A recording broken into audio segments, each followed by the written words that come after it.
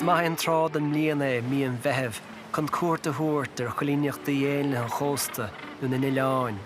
Agus ma dhéanann tú beidir gur bheicfá ceannas na héin is searling go léir, an bpuifín.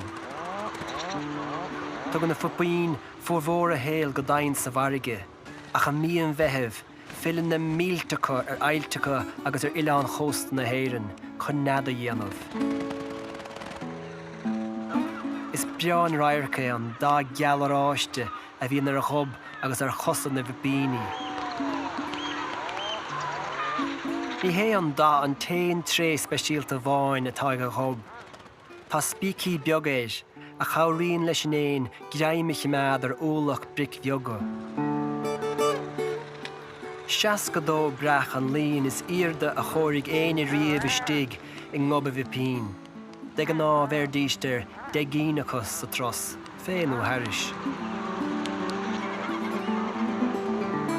Ní hé sin an téanúnta sa bháin a bhfuin loach an irid. Bíonn siad ag eitill tríd an éir chotápaigh le 8 km san uair a cloig.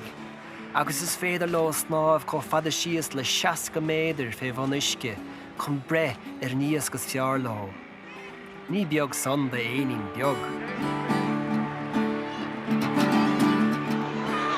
Gur a bhíonn an bpuifín olmh chun na clánachas nó, tá líonn sé Paul amachchas fuirt na éir nó idir na chlocha. Cuireann siad cleataí agus féir mar línáil in nead, mar a merach an ceann buine an tumh. Bíonn an taithir is a bháthir a ré an tamalacha ar gur.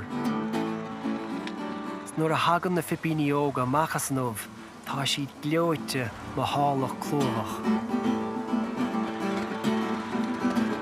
Má thugann tú cuairt ar choilíneach na bhbíní le ling na míosasa, ciad tú iad lán dainnim i cuairtéireacht ag déanamh nead agus ag bethú na ngearcach. Beidh ládú a héal sa tail nádúrtha gad.